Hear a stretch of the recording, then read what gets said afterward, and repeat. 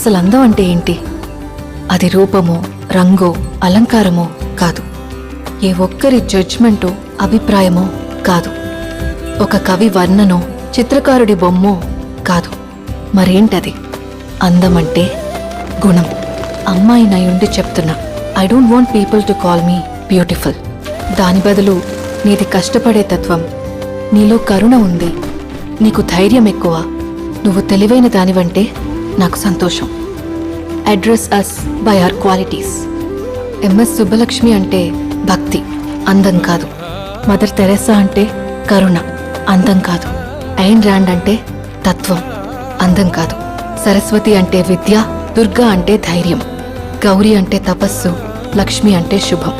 ఇలా ఏ దేవతనైనా ఆమె క్వాలిటీస్ కోసమే పూజిస్తారు, ఆమె అందం కోసం కాదు. నీ గుణాలే నీ సంతకమవుతాయి, నీ అందం కాదు. అందుకే